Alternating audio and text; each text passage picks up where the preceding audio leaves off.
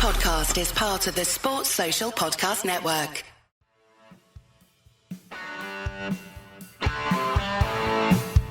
You're listening to Achtung Millwall, broadcasting from the beautiful South Birmingham. Accept no substitute. Particularly the first half, was that the moment to capitalise where we had some really good opportunities? Did the game suit Oxford more the longer that went on 0-0?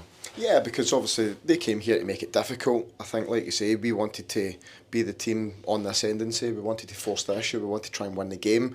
We did that by starting with two forwards. I thought for probably 30 minutes in the first half that worked really, really well. I thought we carried the threat. I think Milo has a really good opportunity and the keeper makes a great save. Duncan is one where he cuts in and sort of slows it past the far post. I think one falls to Duncan's probably best chance of the game and the defender gets a block and it goes back for a corner. So there were certainly moments there for us to capitalise on. And I feel if we scored in those opportunities, I think the game would have looked very different. You know, I think we've been a club now for 16, 19, pretty much all of this season where we either win or lose by one goal. So when their chances come, we really need to make it count. And unfortunately today, when they came for us, we didn't. Well, good morning, dear listeners. Welcome to Achtung Millwall. My name is Nick Hart. That was, of course, Alex Neil, newly appointed Millwall manager, speaking in the wake of yesterday's disappointing, let's be honest, 1-0 loss at home to Oxford United. I've just had the chance to look at the highlights on YouTube, so it's quite a condensed package. And I make Alex right that we did start off the game pretty brightly. Chances falling for Watmore and SA and Ivanovic, which on maybe on a different day, one of those goes in the net, and as the man just says there, gives you a different game entirely to the one that developed. I think the thing that really bothered me about yesterday's showing, listeners, and we're probably going to come back to that quite a bit repeatedly across this review show, voicemail show, is the way that we fell away and we dropped off, and by the end of the game I thought we really looked like a team that were accepting defeat, which bothers me because that's not the Millwall way, if there's such a thing. So yeah, a bit of a worrying overall performance, but certainly a bright enough start that will, on reflection, having slept on it overnight, give Alex Neil something to work with, I feel. Now, before we get into the voicemails, I just want to take the chance to review yesterday's lineup before we get stuck into the meat of today's show. I've got quite a bit of content for you listeners. Big thank you to everyone that sent material in. I really appreciate it. Do keep it coming. 2025 is upon us. I really enjoy these little shows, and they really do give a nice range of opinion and viewpoints. So I really appreciate everyone who sent stuff in during 2024 and now into 2025. But yesterday's lineup, let's start off with that before I leap around too much. Lucas Jensen in goal. Didn't have much to do apart from pick the ball out of the net when it did finally go in the 52nd minute, was it? 56th minute, from a right-sided cross. Oxford had a striker in the box that could actually get the header on target, and that was really Lucas's only work. So nothing much to report on Lucas Jensen. The back line I thought looked a little bit stretched. Let's be honest. Joe Bryan continues to be a problem for me, dear listeners. Now, opinion will vary, and I don't want to be unfair on man. He's clearly got some good points going forwards. Is reputedly where he's at his strongest. I've got to be honest and say that I didn't see enough on yesterday's showing or on some previous showings. Crossing continues to be a real problem. If we don't get the ball into our front two yesterday of Langstaff and Ivanovic, if the ball's not getting into them enough with accuracy, then they're going to struggle. And a big part of that, I'm sorry to say, and I, as I say, I don't particularly mean to dig the man out, because pylons are easy online and elsewhere, and figures to blame always come more easy than the positives. But I just thought he looked slow, and the crossing was invariably inaccurate. There was one free kick he took yesterday where it was on target, at least down low, and the goalkeeper did well. Actually, their goalkeeper did well for them yesterday, to be honest. He made a couple of blocks in the first half. The chance that I mentioned from SA, and I think Ivanovic caught one on the volley, put it nicely on target, and the goalkeeper batted it away. So the goalkeeper did his job yesterday for Oxford. So fair play. So Bryan, yeah, I don't know. I would I would imagine, with January upon us now, that Alex Neil will be screaming at Steve Gallen to find him, a left-sided fullback that can get forwards. I know we had Callum Scanlon from Liverpool who got injured, and let's say it from the start of this show, listeners. Injuries have bedevilled us this season. A lot of the problems that we keep repeatedly talking about on these shows are a consequence of injuries across the season. But anyway, there we are. All teams have to contend with those. Tanganga continues to be a rock in defence. Whether we'll keep him to the end of January is an open question. I don't know the answer to that one. There's reputedly interest from Wolverhampton Wanderers of the Premier League in him, and I think he'll find it a hard deal to turn away if they do come in for him. I wouldn't blame him if he does take the money and move on. He's a very, very good player, and along with Romain Esse, who we'll come back to, for me, I think I compared them to a Picasso and a Leonardo in a gallery that's showing local, colour by numbers paintings, and then suddenly you find these two masterpieces in there because that's their role in the side. So Tanganga, another Tanganga performance, they're always good. Murray Wallace, I thought, was a bit stretched. Some have said that he was trying to cover for Joe Bryan's failings on his left. He did look a bit shattered, mentally shattered, I thought. He made one pass straight into touch toward the end of the game yesterday. And it was a miserable day. I mean, none of us were in... It wasn't an enjoyable day out yesterday at all. But it's a bit unforgivable, no matter how tired you are, in his experienced pro. So he just looked a bit overrun by the end of the game, Murray, yesterday. Again, he's a willing workhorse, and he will always give you 100%, Murray Wallace. But I do think that defensively, especially if Tanganga moves on, we've got an issue, and I'm not sure Murray's the solution to that issue. Ryan Leonard gives you Ryan Leonard, a bit like Tanganga in that way, isn't he? We expect consistent excellence from Ryan Leonard, and we invariably get it. In front of them, I think it was a 4-4-2. We've been calling for 4-4-2 for a long while, and strangely, by the end of the game, it's one of the most insipid performances I think we've seen from a long while. But that doesn't preclude the fact we did start well, and we did look dangerous. We had a couple of shots on goal, so the midfield of Saville and Denor, I think for many, will probably be seen as a slightly too defensive a performance. At midfield rather, given if we are going to play with two strikers, then we need more dynamic midfield play from the pair of them. That's not to say they don't give 100%. I think probably Saville was just looking a little bit like he's at the end of his tether at the moment. What more? Good days and bad days. The good days don't come as often as the bad days. Yesterday wasn't much to report. Duncan Watmore, in my opinion, he had one chance in the first half. His shot. I don't know if it was deflected. I think that was the one that Alex Neil was talking about earlier on, or whether it was put wide or the goalkeeper saved it. I can't remember now, and my mind is slipping, listeners. Romain Esse continues to be a jewel, a Kohinoor diamond in a tarnished crown. We will, whether we'll struggle to keep him. If we can keep him to the end of the season, we'll do well, I think, because the boy has value and will stand out in any lower half Premier League side. I think we'll probably find a place for Romain Esse in their match day squad. Some of the tricks, his ability to stay on his feet when he's been clipped, and his ability to dribble and to find a pass, makes him one of the best players I've seen in a very, very long time at the Den. And I go back a long time, listeners, maybe like you do too. I can't think of many that have been better in terms of skill than Romain Esse. Up front, difficult day for the boys, Ivanovic and Langstaff. I'm going to take Ivanovic first because I feel there is a basis of a striker in there, and he's been getting a bit of a slagging because he's not coming with instant results, and that's the situation he's been thrust into. Not his fault. He looks young. He reminds me of the young Richard Sadlier, who also, when he first came to us, older listeners will know this, very, very unimpressive. He came into his own during the 2002-03 season alongside Steve Claridge, very experienced striker, and I think he worked well with Richard Sadlier. But prior to that, in his early days, he looked like a very thin, slightly, pale-faced, almost not there kind of figure out there. And Ivanovic isn't that. He's got something. He's got some finishing instinct. I think he needs to strengthen. He's young. He's only 19. He's got a few years yet to try and get some proper strength.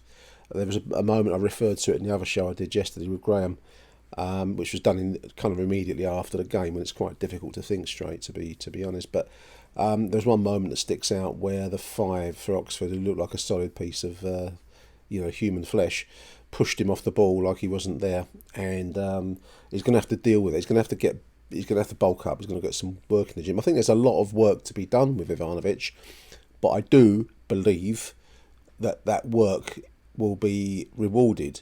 You're probably talking about a while before he can come to pass. Probably certainly this season, a pre-season next year, and then maybe you can start to introduce him as a regular starter, possibly if he's done the work and shows the shows the progress. At the moment, can't see it. He didn't look. He was up against a fairly mediocre defence yesterday. Oxford are not a great side and didn't really make much impact. So he's got a lot to learn, but I think he will learn it. I think there's an instinctive striker's brain in there. The shot that he put down on target, the goalkeeper batted away, which was a volley from a ball that was looping up high and came down. It's no easy thing to do. So there's something there. He's scored a couple of goals already. More of an impact player perhaps than a starter at this stage in his career. Langstaff. I really wanted Langstaff to click, listeners. I'm not sure he's giving us much more than Tom Bradshaw would do in that role, and Bradshaw does bring a lot more experience. If he's fit to start, I probably would take Bradshaw alongside Ivanovic, perhaps, at this stage. I'm not sure that Langstaff has done enough to justify a starting point. He's certainly not getting the goals. He had a chance yesterday, I seem to remember, that went over the bar. Might be wrong. That was only a comparatively small sum gamble, wasn't it? 700 grand, I think, was his fee. So much less of a gamble than Ivanovic has been in Millwall terms, anyway. But I do feel for him. He looks a little bit like he's out of his depth at this level. So there we are, a 1-0 win for Gary Rowett. We kind of could have predicted that. Many did predict it online, and that's exactly what we got. Now then, we've got quite a bit of voicemail content to get through, listeners. So I'm going to shut up for the moment. I'm going to play our first voice note from Archie Whittaker. Let's have a listen to Archie. Hi, Nick. Archie here. Happy New Year, mate. Oh, well, and Happy New Year to everyone. God, what a dire game today. I mean, we should have known, shouldn't we, really? I mean, it was like watching. We now know what it's like when we used to turn up to places with Gary Rowett and it was 1-0 written all over it. But when Alex Neil was first sort of linked with us, I was unsure, and then sort of digging deeper and reading interviews and that sort of stuff. I'm actually come into today really excited, and I am actually excited about Alex Neil. But my God, has he got a job on his hands?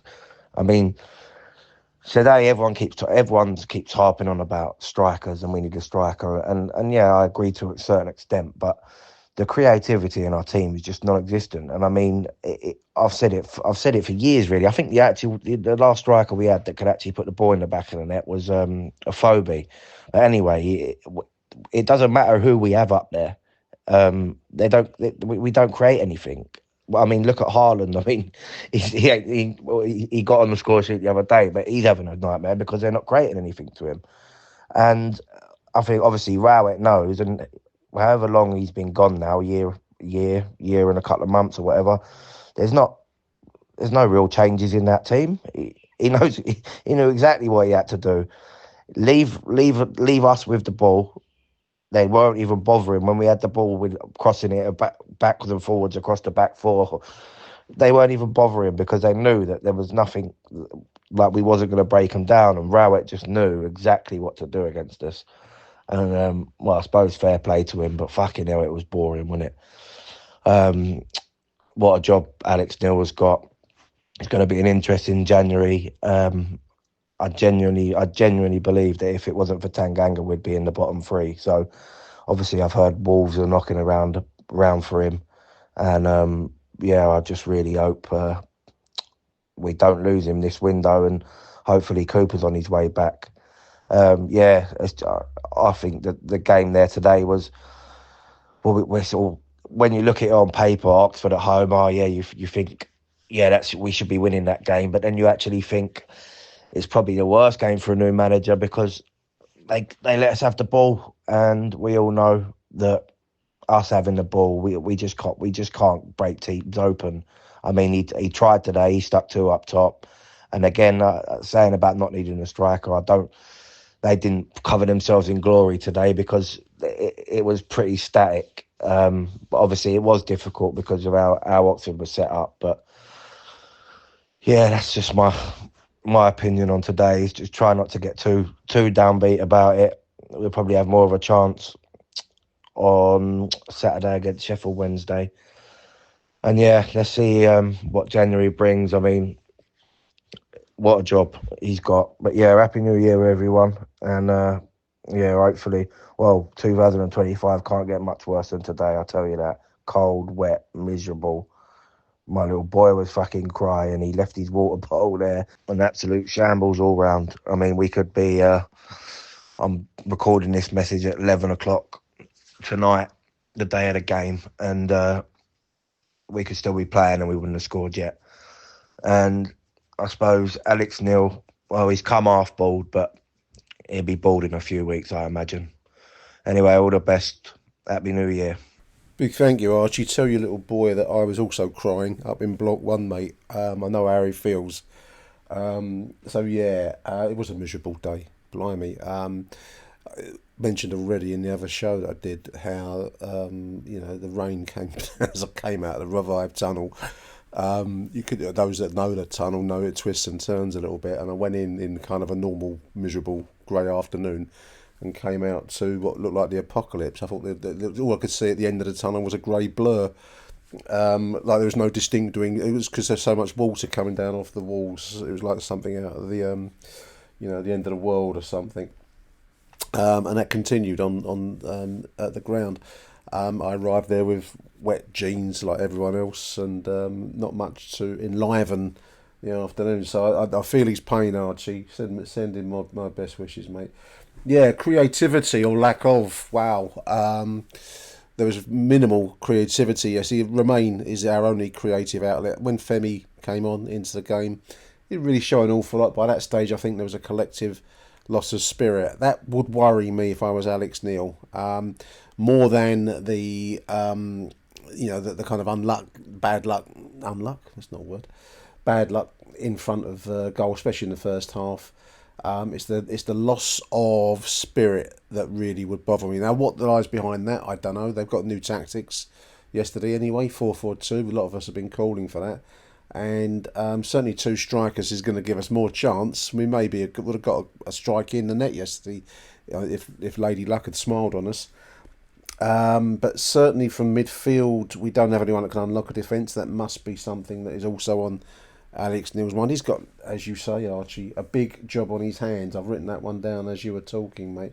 And Gary Rowett, of course, used his nous and knowledge. I mean, they were game managing. As soon as they got the goal, they were game managing from that point onwards, trudging off slowly and, going down to do shoelaces up, you name it.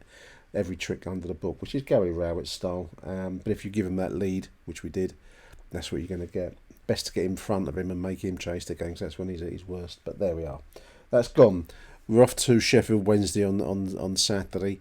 Let's keep our fingers crossed for better times there. I must admit, your Haaland comparison, Archie, is a good one. Because if you don't give even the best striker in the world the service, you ain't going to get any goals. And I must admit, I've dwelled on that overnight, and it's a good point and well made, mate. So thank you. Big thank you, Archie Whittaker, for that. We're going to take a very short advertising break. Then we'll be back after the messages with Aussie Dave. Achtung, Millwall. Nick, Aussie Dave here of what only can be described as depressing result and performance against Oxford. I want to say a couple of things about the game and then talk about a bigger picture. A couple of things about the game. It was interesting. First thing, it was interesting to see Alex Neil's slight tweaks. He put 2 up front, we all cried for. Still didn't score any goals, mind you. And he had the full-backs pushing high, which again was quite an aggressive move. So well done for trying something. And the second final point about the game, it was definitely a penalty against SA.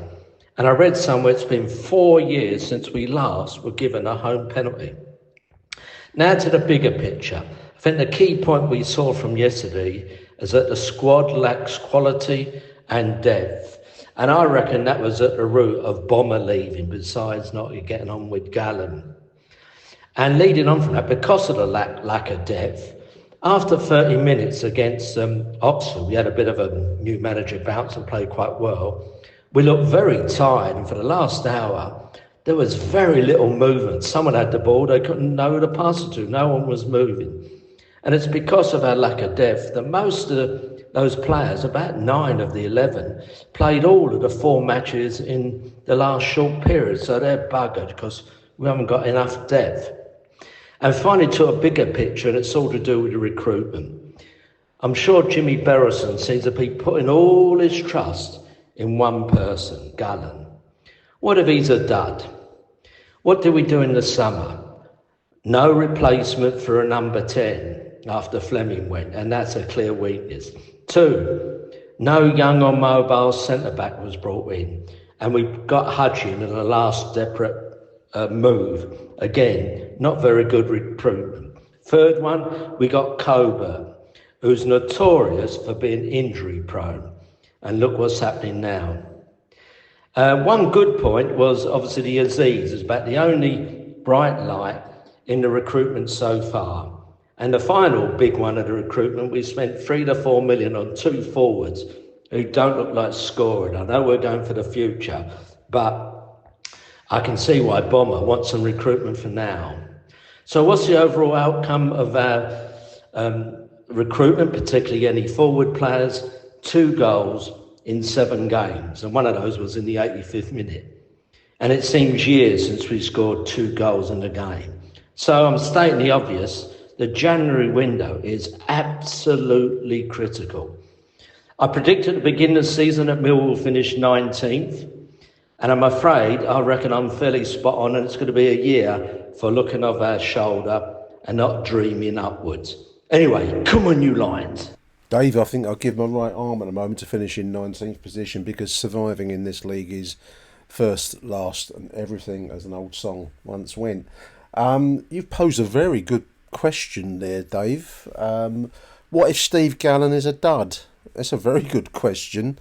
And I don't know if I've got an answer to it, because, as you say, James Berylson, I don't know the man, so I shall call him by his full name.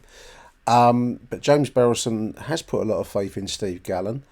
And rather as with his dad, John, no disrespect to our US listenership. There's a lot of well knowledgeable US football voices out there, but I can't believe that the Berylsons were brought up as natural football fans. They've come from America. They know they're American sports, and I wouldn't presume to sit down if I owned a baseball team. I'd know roughly what I'm looking for, but I wouldn't know the ins and the outs and the nuances of that game to a level where somebody who's been, brought up within it would do. So I'm bobbing around the point. They probably don't know. They rely on their local knowledge to give them direction. Now, Kenny Jackett was John Berylson's local knowledge initially that helped him develop his knowledge of the game and love of the club and all the rest of it.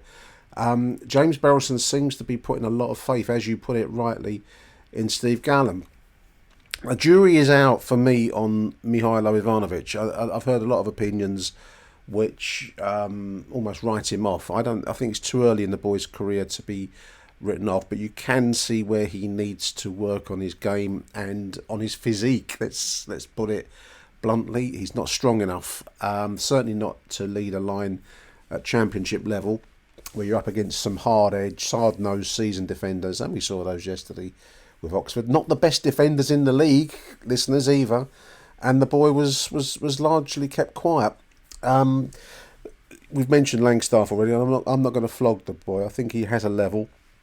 he found that level with great success with Notts County, scoring goals, for fun in National League and League Two football. But that's a very different ball game to the Championship, which it stands in its own right as one of the best supported and well-resourced leagues in Europe. You could probably put it in with some of the First Division, the Premier Leagues of other countries in many respects. So you are at a high level here, and it's not easy.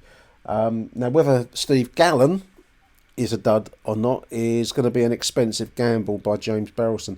I really hope that, James, if you're listening to this show, that you also give a lot of, Neil Harris and everything with him has gone. So we have to put that into the past now. But James, do listen to whatever Alex Neil is telling you. The man has had success in Championship football. And yes, we've gambled on a couple of youngsters. I'm not sure those gambles are quite looking like paying off at the moment. Aziz certainly is. He will give the value that we're looking for. But I'd certainly give weight to what Alex Neil and his sidekick Martin Canning has to say, because they've been around the track a few times at this level and they've had success. So, going back to Aussie Dave's point about this guy Gallen, don't put all your eggs in one basket, James. I'm telling you how to suck eggs, mate. There's me with next to zero my bank account and you with loads. Anyway, there we are. Big thank you, Aussie Dave. Let's have a listen now to Angelo Miliotto, and then we'll have Glyn Horner after Angelo. Hello, Nick. It's Angelo, mate. Just wanted to wish you a happy New Year, and to everybody that's involved in the podcast and the listeners and everything. Happy New Year, mate. Just in the car on the way home from that absolute dross of a game. Just terrible performance, mate. Just too many below par performances, and just no threat. It's quite embarrassing how we just can't score a goal, mate. It's just it's getting ridiculous. Unfortunately, mate, I'm in the camp of Langstaff just ain't good enough for this league and never will be. I really believe that we need to take a loss on him, mate, and just get rid of him. There's no point hanging about with him and just wasting time. Start playing with 10 men. The Serb had a few nice little touches, that nice little volley. But yeah, just Saville was so poor today as well. Brian with some dodgy crosses, Lenny with some wayward passes. The only bright spark was Romain with some beautiful footwork on numerous occasions. But I honestly believe that this January we need to bring in 2 free strikers and get rid of Langstaff, mate. It's just so poor, mate. Really is. Not a good start for the new manager. I'm pleased that he's one of these managers that stays in his technical area. Don't think the only time we went back to the bench was to discuss things with the coaching staff. I like that about him. Obviously, I can't put any blame on the guy at all, because I think he said he's had 1 day with them, but there's lots of changes need to be made. This ridiculous thing where Saville comes to left back to collect the ball and just leaves massive space in the midfield. It's just the most stupid tactic ever. It's not as if he's like a Glenn Hoddle where he can spray the ball or whatever. I just don't get that tactic whatsoever. But anyway. All right, Nick. Well, listen, let's hope the rest of the year improves, and I'm sure it will. Got to give this manager some time to work with the players. But yeah, so happy New Year again, and I hope you're well, Nick. And come on, your lines. Hi, Nick. Glenn here. So yeah, today's game was a disappointing result. Obviously, I think for the stats bear this out, but for large proportions of that game, we were. Let's say the side most likely to score, most likely to win the game. But in many ways, I think this is the kind of performance that I think really Alex Neil needed to see. And it's good that he's seeing it nice and early. So it really included all the issues that we've had over the last couple of months. The lack of quality balls in the final third, the lack of quality on the dead balls, not getting crosses in and with height on them or with accuracy and hitting the first man. The lack of clinical effectiveness up front when we do get chances. And really just watching our team doing its best, knocking on the door, but largely fruitlessly due to the issues that we have within the setup right now. I think defensively, I mean, I don't think really there's any major concerns there. I do think Brian didn't have a great game. Some of his deliveries again were not good, but I think also you can argue that Leonard's deliveries weren't brilliant today as well. Wallace and Tanganga did okay. I think they looked pretty solid. Tanganga actually played very well. I think Wallace is continuing to surprise people that he's maintaining levels of performance, which I think most of us are quite surprised by. I do think that the moment Cooper's fit again, is that he will go straight back into the team. Wallace has done well, but I think Cooper just has a little bit more of dominance in him when it comes to aerial ball, and everything that Wallace can do on the floor, Cooper can as well. So in many ways I think it's quite good because it sets the stall out. It tells Alex Neil exactly what it is he's got to deal with. He can see the issues. I mean, I was delighted to see two strikers on the field at the same time. Really wanted to see Langstaff and Ivanovic start to build a partnership together.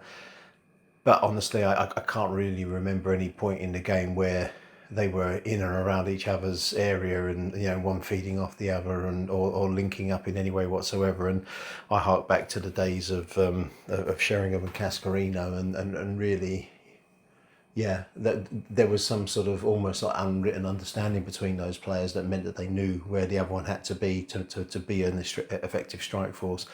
And Langstaff and Ivanovic definitely don't have that at the moment, but it may come. So that's the challenge, I think, for Neil.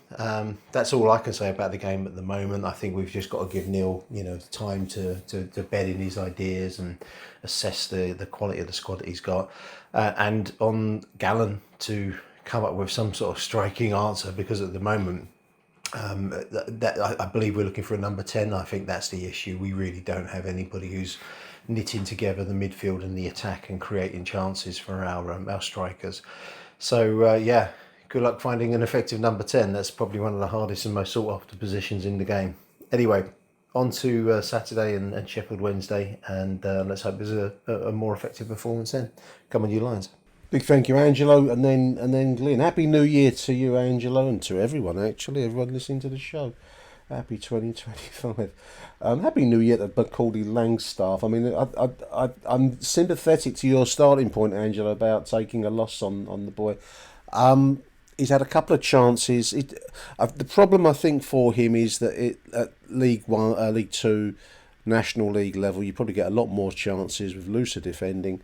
And if you get 3 or 4 chances, you're going to get one of those in the net, and you're going to get that many more proportional opportunities across the game. And in the Championship, you have to almost get your one chance, and you have to take it.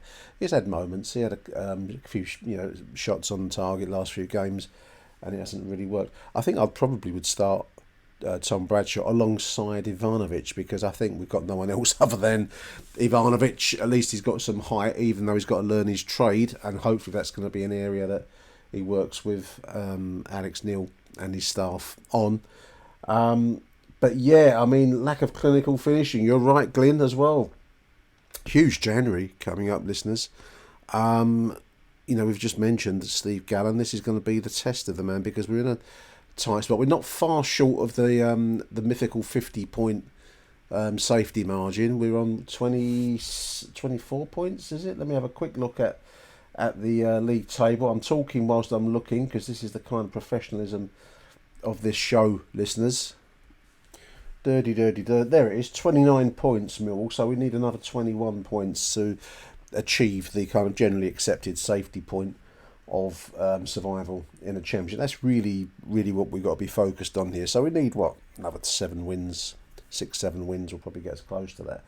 Got to find some goals. We nearly found some goals yesterday. I'm a bit more mellow about yesterday's performance now, having had a good night's sleep and got past the trauma of the weather. But yeah, tired performance. A lot of football gets played in a very short space of time at Christmas, for better or for worse. And I don't entirely, obviously players are paid well and, trained to a high level, but it is a lot of football. And at the end of that period, as we're seeing now, you can see some tired legs out there. George Saville's been mentioned a few times.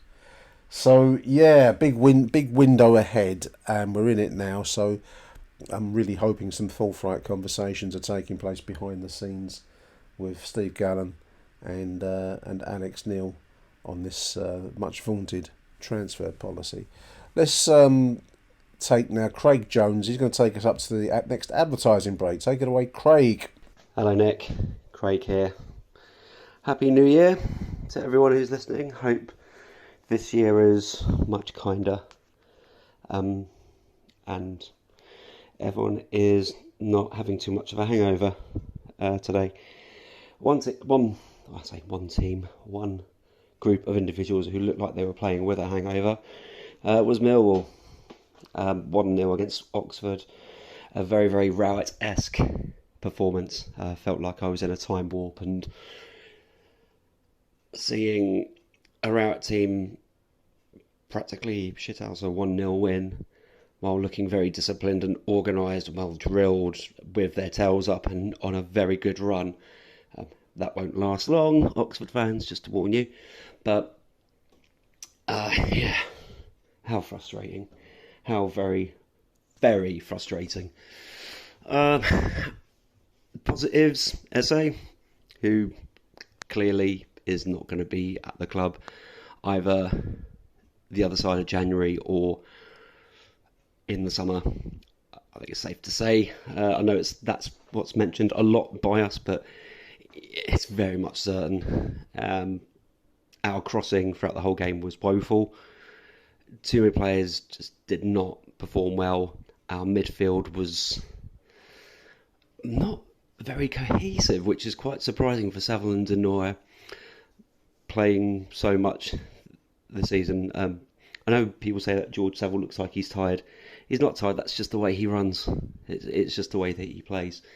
I just felt like there was a lot of times where we were trying to move the ball around, and it just felt like we were in the wrong places, not really using the space that we were supposed to around the pitch. Poor Langstaff and Ivanovic, bloody hell. I really do despair of our forward line and all that money that's got into it. I've tried to give them time, but I don't think that if with two up top, they just don't have that to be able to deal with other championship sides. Also, another team who are in around us or below us in the league, and they will inevitably be above us at the end of the season. It just seems to be that Rowett just knows how to use a squad, whereas Alex Neil has only just walked in. I think his assistant, I can't remember his name, it's really bad, but he said that he only had 1 day on the grass with the team. That's not enough for them to start making wholesale changes and trying to build a team that they want. I imagine that we will end up bringing in about 2 or 3 faces. I know ideally it will be 4, but it'll be 2 or 3. We really need Cooper back. We really, really do need Cooper back. Wallace had an off game, which is a bit of a shame because I felt like the last few games he's been playing okay. But it's all too much, and this period in the football calendar is just relentless. And yeah, Oxford caught us at a great time, unfortunately. And again, Alex Neil's struggle to beat a team that's managed by Rowett continues. Something that he needs to get over next year if they are indeed both at the same clubs next season, and let alone still in the same league, because the way we're playing, it's definitely relegation form. Anyway, happy bloody New Year, Yeah, just trying not, for a lot of fans now, don't get caught in the storm of this current situation. I just kind of feel like we've been here before. And yes, we can't break the emergency Neil Harris glass for this one, but we need to move on, and hopefully a couple of months with Neil being able to shape the team how he wants, we'll get there. Just my glass is half full, and believe me, my glass has been empty for a lot of the last year, so come on, chins up, lads. Oh, one thing I forgot to mention as well, the ref. Apparently he'd been a referee in the National League, and this is the first time where he's had a season in the English Football League. And yeah, he ref like a National League ref, and he gave us absolutely nothing. We definitely should have had a penalty when Romain Esse was brought down in the first half, right on the edge of the box. He was just very, very lenient, and as well as us playing crap at the end of the day, the referee did not help. So perhaps if we got a penalty, went 1-0 up, it may have been a different story. Certainly Rowett teams don't do well when they're 1-0 down themselves, and trying to be more expansive would have opened up more space, and that would have changed the game. But who knows? Anyway, I'm not going to do a Bobby T and call you over and over again. No offence, I love Bobby T, he's a good laugh, but yeah, hopefully that'll be the only laugh we'll have, I guess, from today, because I'm making myself bored now. I'm going to shut up now. See you later. Achtung, Millwall. Hello, Nick. Matt Richards here. Giving my thoughts after the game today. I suppose I should be saying Happy New Year, shouldn't I? But don't feel too happy at the moment. It was just awful, wasn't it?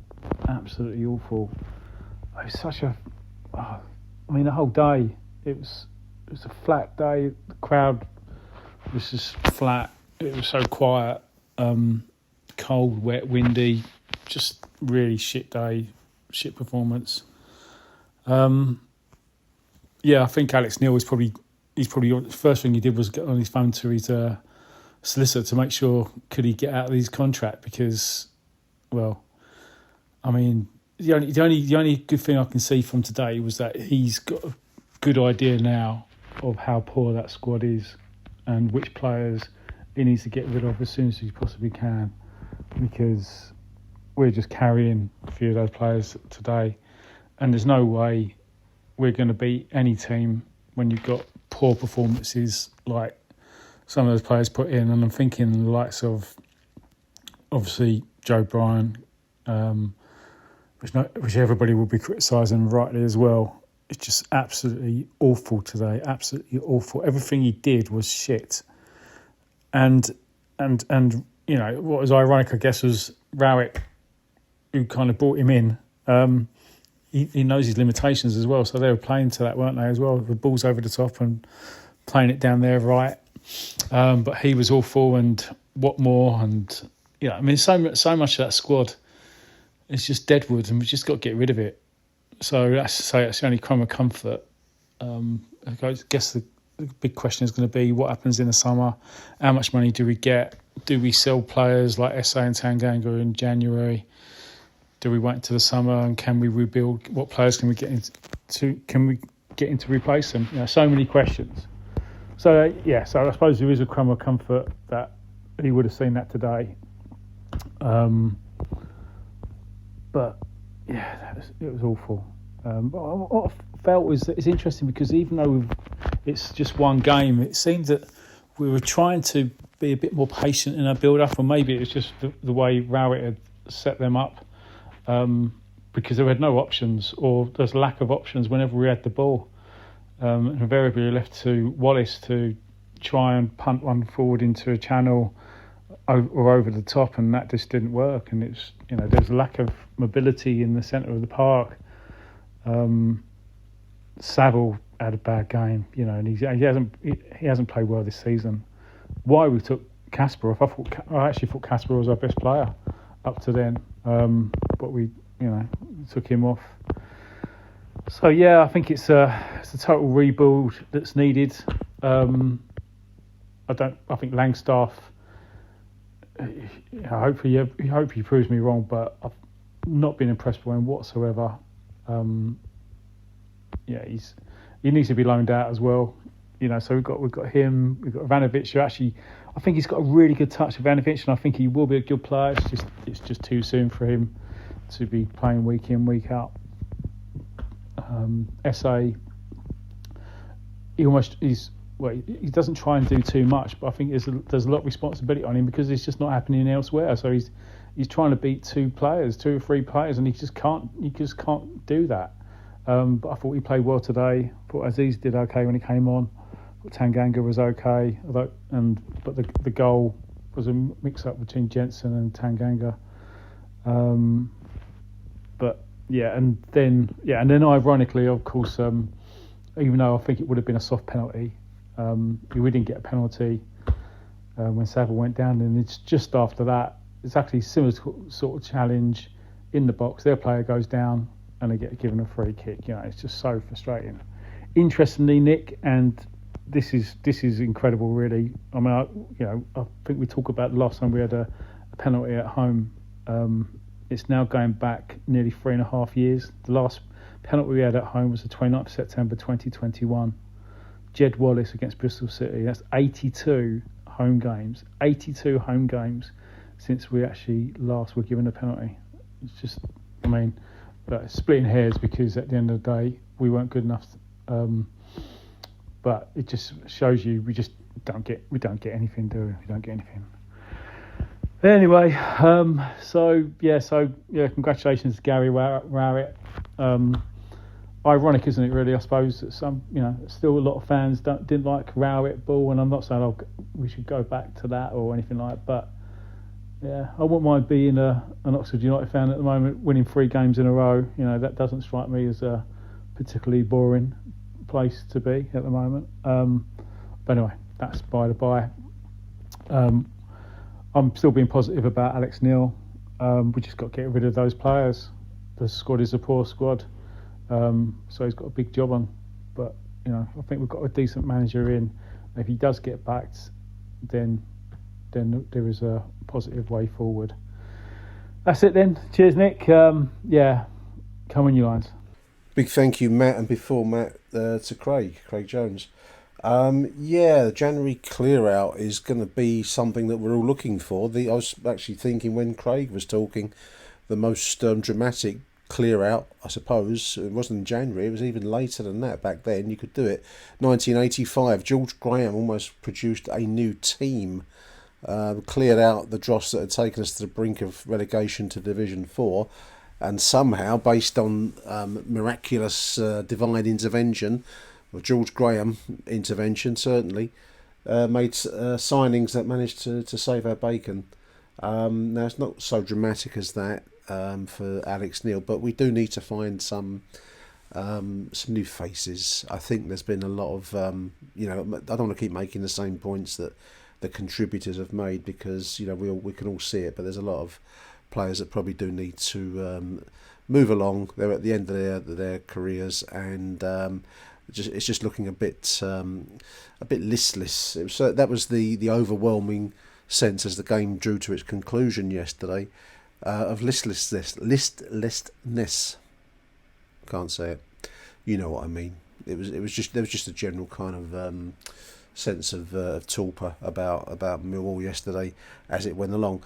Opening phase pretty good, danger, movement. Maybe with a bit more luck we might have got a goal. Might have got 2 goals. Cool.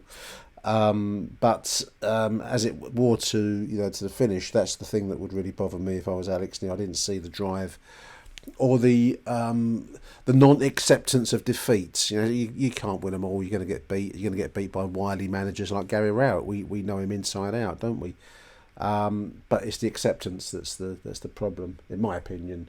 That's a fascinating statistic that Matt, you've got there about the last penalty awarded at the Den was in September 2021. That would have been the COVID season, wouldn't it? I can't remember that. Almost like that year doesn't exist. But that's incredible. Of course, no crowd there that day. I think, and I'm stating the bleeding obvious here, every listen to this show will probably aware of the den factor, which works against us in some ways, because referees come there with a determination and a sense that they're not going to be intimidated by the vociferous home crowd. And I think yesterday was a good example of that. The Romain essay I had a better sight of, the chance I thought was a penalty in real time. I know I'm going to be biased. Couldn't see enough of the George Saville opportunity down at the other end of the pitch from where I sit. But both sounded like good shouts. Certainly the Coldblow Lane end thought it was a good shout. But as with so many referees, you're not going to get jackety shit off of them, dear listeners. And that's an incredible statistic. 82 home games, Matt said, since our last penalty at home. We'll see. Let's go along now to John Rankin and then Lawrence Binney and Mark Barnes. Evening, Nick. Evening, listeners.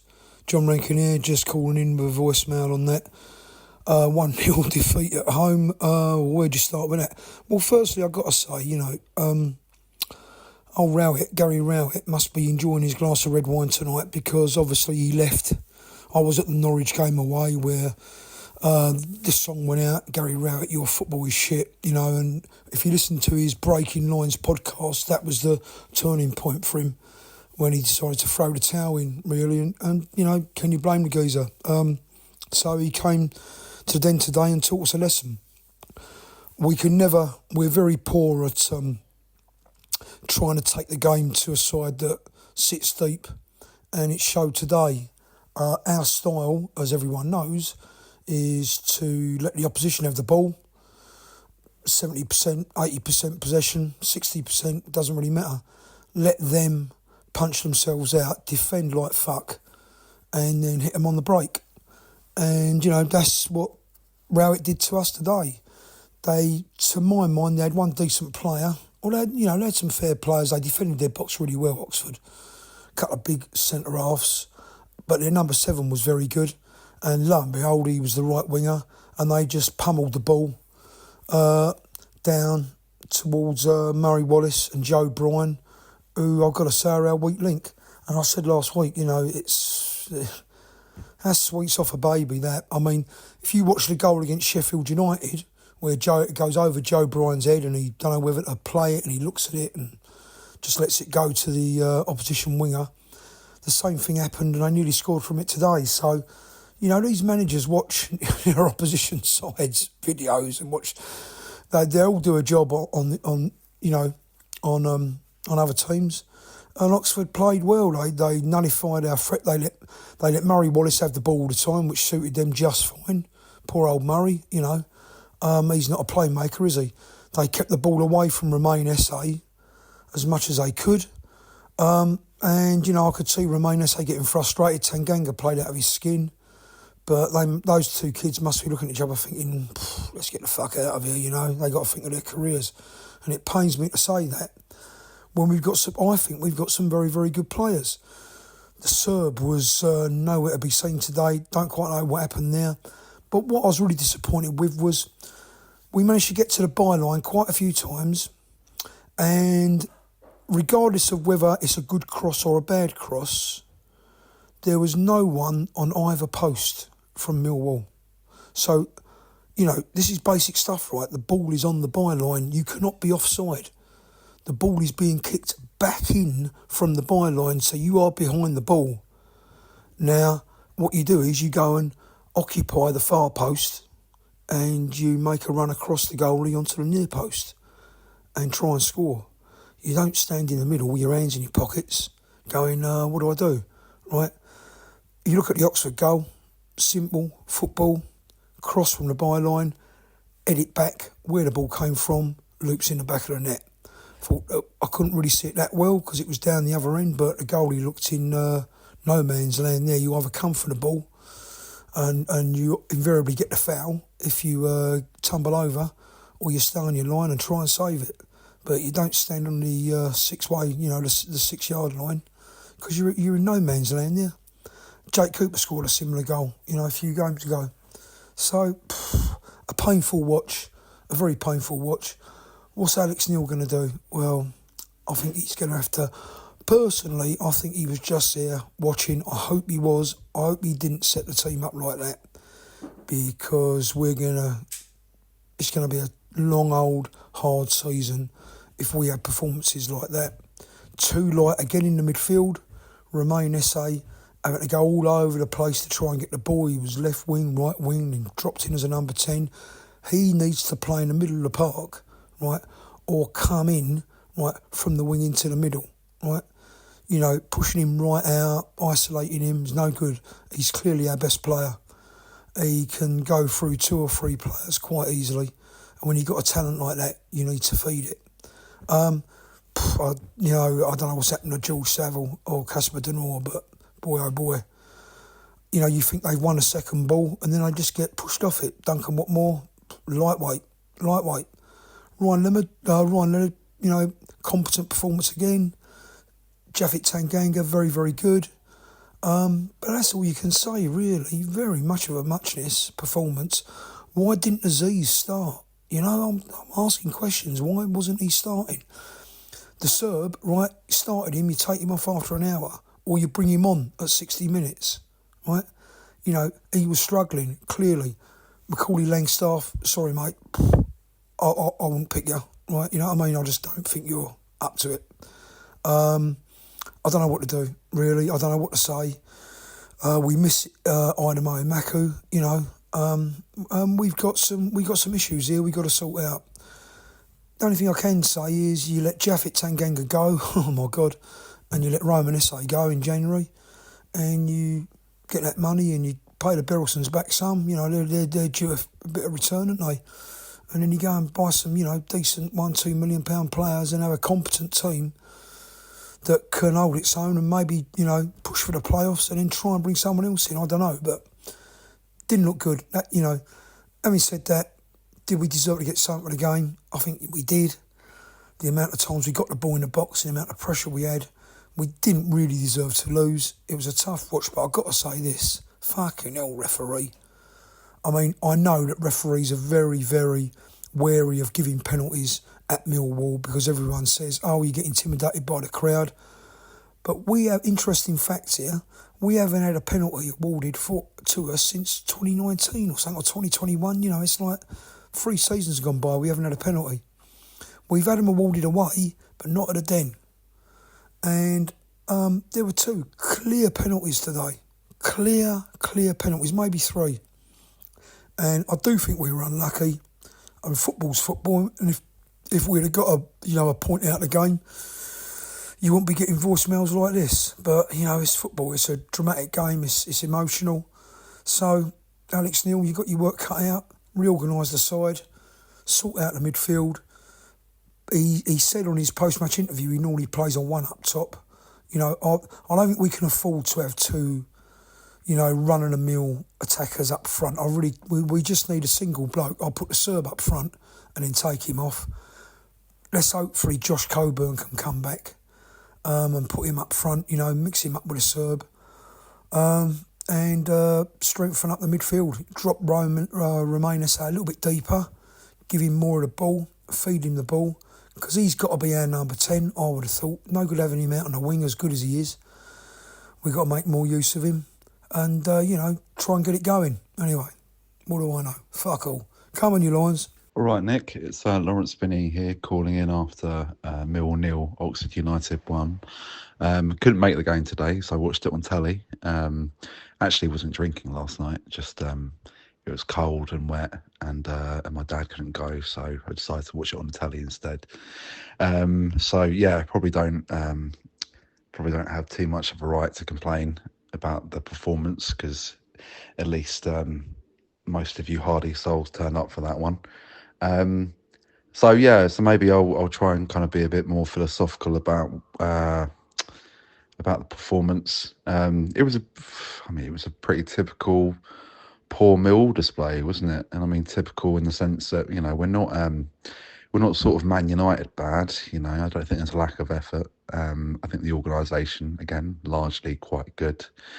You know, good shape off the ball. Limited Oxford to not very much.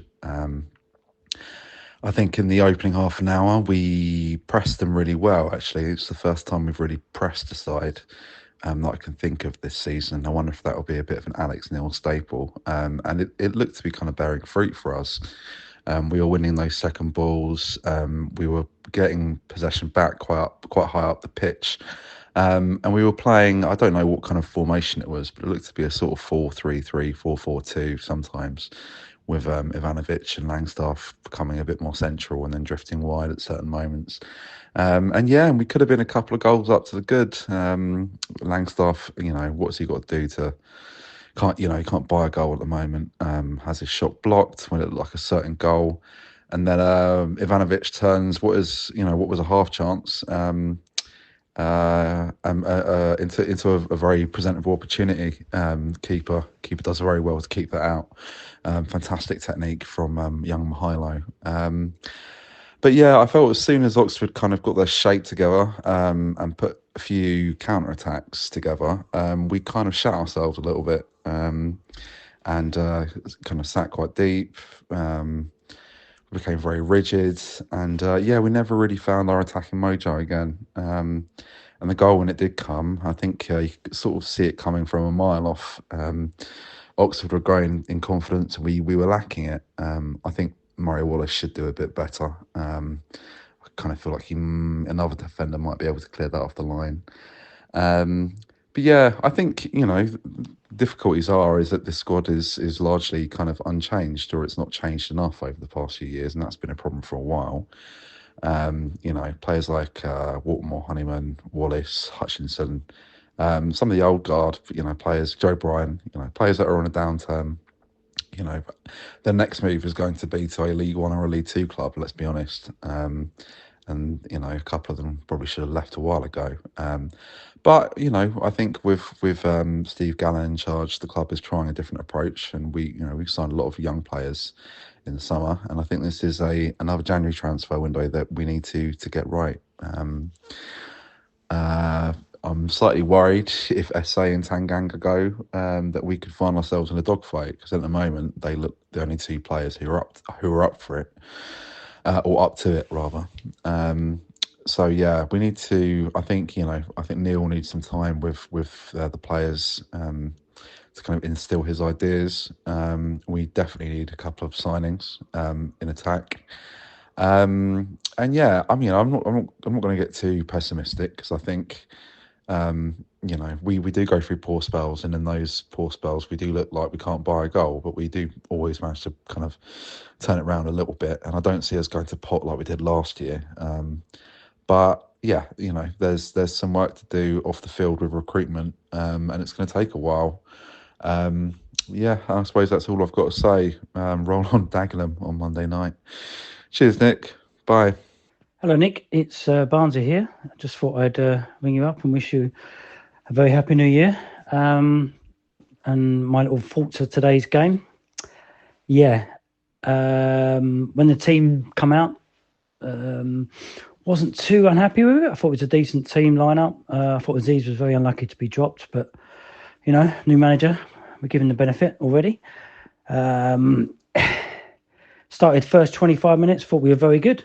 Didn't think we looked in any trouble at all. And I thought it was a bit of a time that we were going to sort of put the foot down a bit and then take the game to them and, maybe score a couple of goals. I think the tackle on SA, very close to a penalty, definite foul at least, but referee didn't give it. So that was a bit disappointing. But, for clutching at straws for that. But we should have really put a foot down and put them to the sword, but we didn't. We let them get back into the game, and I think they kind of created more chances. Flashing one across the air, across the goal. But yeah, guy was giving Brian an absolute torrid time down there. I was speaking to Doug, and he said Brian had a good first half. To be honest, I didn't think he did. I think he didn't really get close to that man and was in between. He just didn't really commit to anything. And that's my big thing of Millwall at the moment. We are very, very bad down that left-hand side. And, we need a defender. And unfortunately, Danny Mack's out injured. But, yeah, Brian just doesn't do it for me. I'm sorry. He said he's good going forward. But, no, not for me. I think he's playing in a struggling position, and if you play him, 3 at the back, 3 centre halves, maybe he'd be good. But to be honest, unless we change the formation to get him in that team, I don't think he should be playing for us. He's not good enough, and he doesn't do anything for me. So that's my moan on him. Second half come out, we just didn't really get going, did we? You got a new manager in, you want to impress your new boss. And to be honest, there was only a couple of players out there, and they're our best players. SA and Tanganga were our best players today. And, you're struggling because SA is basically dropping further and further and further back to get the ball. And when he does that, he's not in the right position to hurt defenders. And he was just dropping. He needs to play further up the field, and we need to get him nearer the ball. But he was just dropping so deep, and you're in trouble. We've got a lot of players that run, but not enough quality, and been screaming out. Saville looks tired. Denore was screaming at the top players.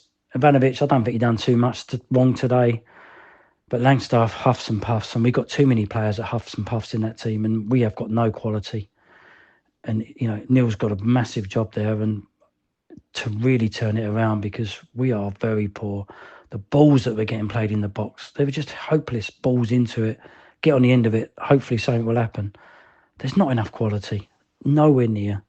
And he's got a big job to try and clear that old wood, dead wood, as we say, and bring in some quality. But quality costs money.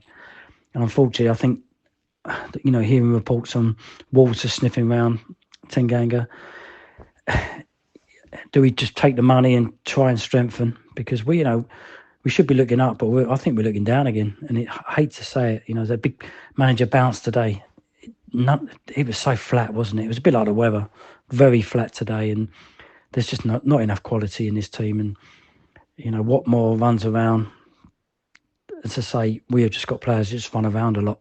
And we need more than that. And hopefully, we've got to give this guy a chance, and we're all behind him. But today, I think it really sort of he must look at that team and think, my God, we've got to bring some quality in, because we have not got it.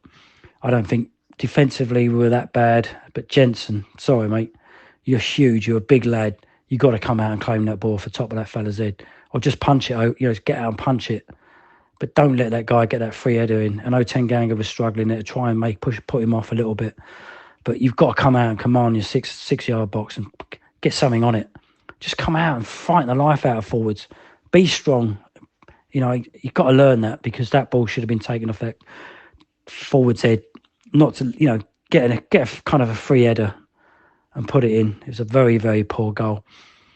And, when you start losing 1-0 to GR, then you're going to be up against it, and, making the subs at the right time, and, but we were just pumping balls to the centre half, so they were just lapping it up. We're not strong enough. We're not, Ivanovic is not strong enough and learning. He's still learning to be that vocal point. Unfortunately, we haven't got anyone else there at the moment. But, it is what it is. And it's a very, very, very disappointing performance. When you've got a new manager in charge, you really expect the players to step up. And I think the next game, he's got to make changes, because we haven't got the legs. We have not got the legs. And obviously, Saville got one right in the nuts. And I think, hopefully, that he'll have a rest after that, because I think he needs it. And Denore and Saville are so similar. Maybe bring Billy in, give some legs, young legs. And Winter, I like Winter. I think he's, every time he's played, he ain't done nothing wrong. So maybe just, change, try some new players in there in the midfield, because we're going to need it. We've got to get SA up further up the pitch and on that ball, because he can hurt teams. And you see it. He just ran himself into the ground, wanting the ball, moaning because the forwards were just not on his wavelength. And unfortunately, we need to strengthen in the next month. This month is massive for us. If we don't strengthen, we're going to be looking down instead of up. But anyway, on that lovely note, very disappointed, and we go again. But it's a bit of a kick in the bollocks today, wasn't it? It really was. Anyway, mate, take care. I'll speak to you soon. Cheers, Barnesy, and before him, Lawrence Binney and John Rankin a little while ago now. Big thank you to everyone that's contributed. Interesting stuff from Barnesy. The criticism of Jensen, I hadn't thought of that, Barnesy. you make a good point. He's a good goalkeeper, and he makes shot stopping. He's good at that. The physical side of the game just doesn't seem to be his natural forte, does it? And I looked again when you said, your little piece about he's got to make that punch, and I kind of think that you're right, and I hadn't thought of that in real time. I put it more down to a well-placed cross, and I think that was another difference. Everyone's mentioned the lack of quality from yesterday. But I think as it was one chance, one goal pretty much for Oxford, they had a couple of shots, didn't they, that flashed around the penalty, but weren't on target so much. I like Jensen, don't get me wrong. I think he's a decent goalkeeper at our level, but he does seem to need to work on the physical aspect of goalkeeping. Maybe that's an area that Andy Marshall, I think he's still on the staff, will pick up as the season goes along. It is a big January though. I think everyone's said that. What can be done, what can't be done, I don't know. Ins and outs, we're going to have to wait and see on that front, listeners. I loved Lawrence's two quotes actually from you, Lawrence. I've written them both down. I might use them again as the season goes along. We're not Man United bad. I think that's a classic. And then to conclude, roll on Dagenham. I don't think I've ever heard anyone ever say that in my life. Roll on Dagenham. We're certainly not Man United bad. They've spent fortunes on looking like a heap of crap. At least we haven't spent a fortune on it. A big thank you, John, to start that little sequence off. I picked out that we might push for the playoffs out of your bit, John. I think that's I don't know what you had to drink last night, mate, but I would like a pint with you one day, mate, of that, whatever that was, because it's very hard to see a playoff push at the moment. My personal target, as I've said earlier on in this show, is to get the 21 points to make it as past 50 and survive in this division until the summertime, when we can probably have a complete reset. A lot of players that will be moved along at that stage. So yeah, painful afternoon. And as I think John said at the start, your football is shit, Gary Rowett, but you taught us a lesson yesterday. Very true. Now, listeners, we're going to play out with the inimitable Bobby T and his stream of consciousness. I'm going to play them all for you. Why not? This is what I get. You're going to get it too. Big thank you to Bobby. Love your stuff, mate. It's all joshing meant with a kind heart, I hope. I want to say a big thank you to everyone for contributing to this double edition of Achtung Millwall.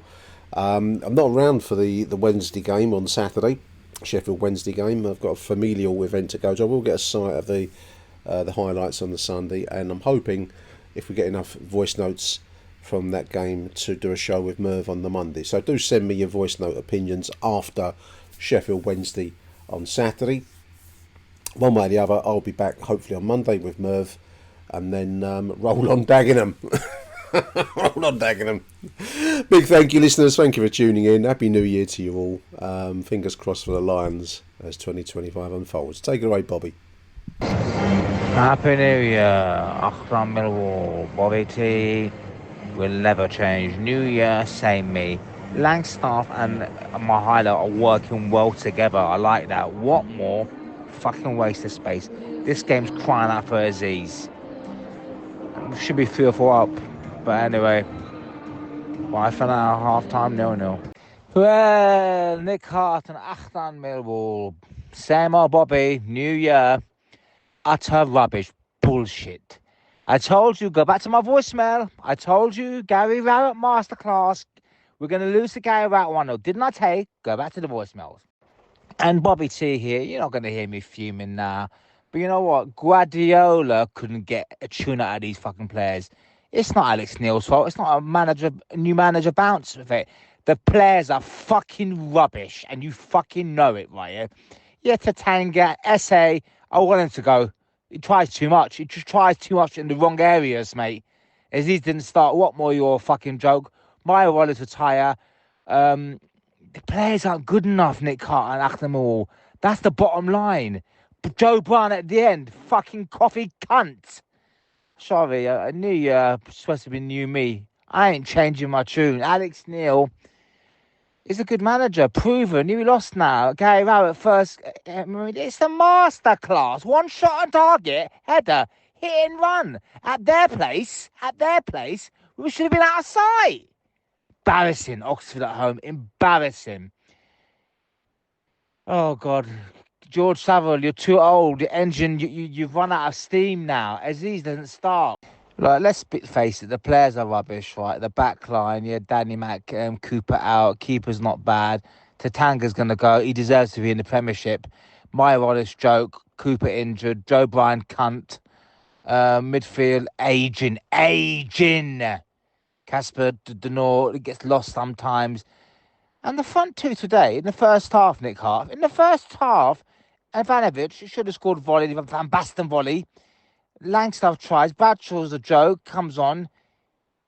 Clear out summer, mid-table team. Bye for now. Happy New Year. Love you all. Bye for now. Yeah, Nick Hart, Bobo to you. Before I say the last peace of mind, what did you expect? Like 4-4-2, we all wanted that. And it's Alex Neil's just changed. But look at the Neil Harris way, the Millwall way, how he used to play, boring, we got results. Edwards tried to change it. Gary Rowett, when we had him, basically, remember the defensive, winning 1-0, sixth place, 12s? Today, that's the Gary Rowett that we had.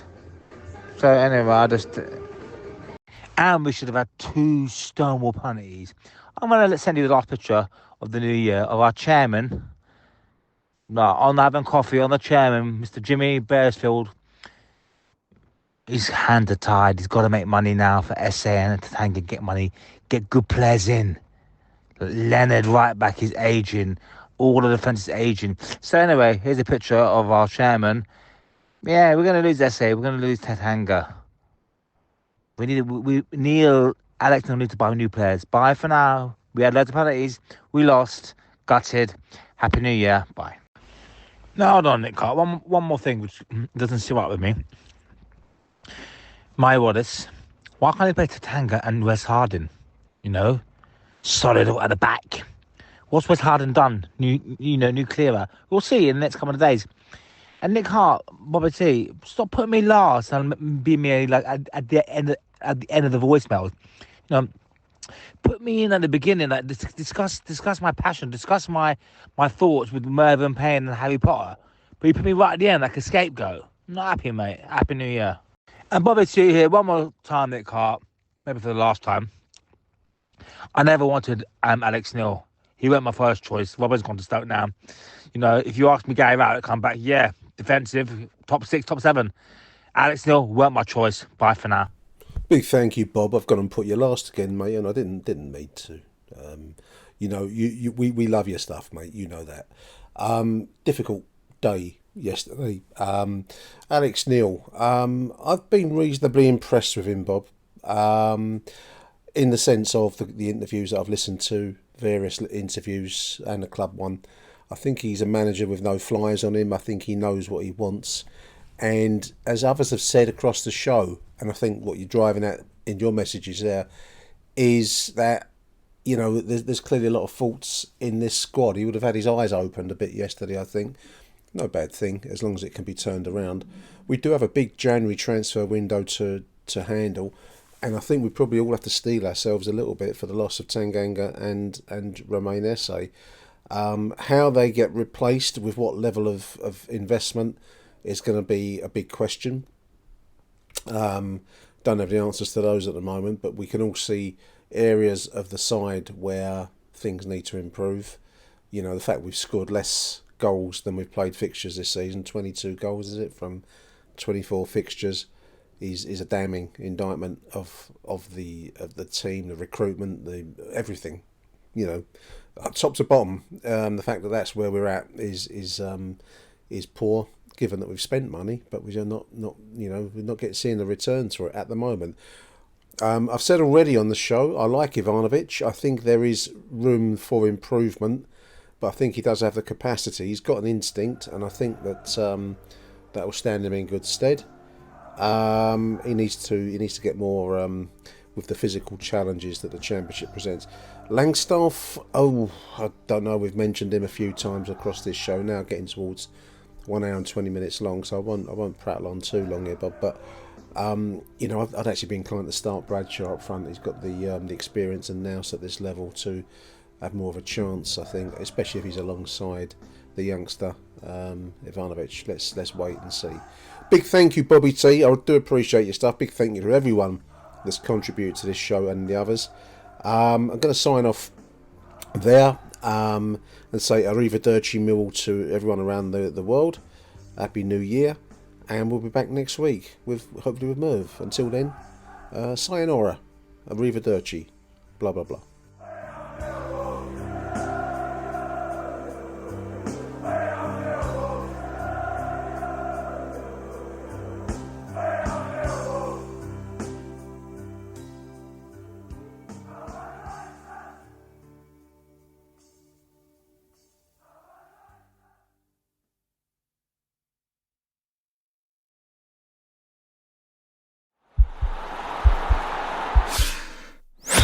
This podcast is part of the Sports Social Podcast Network.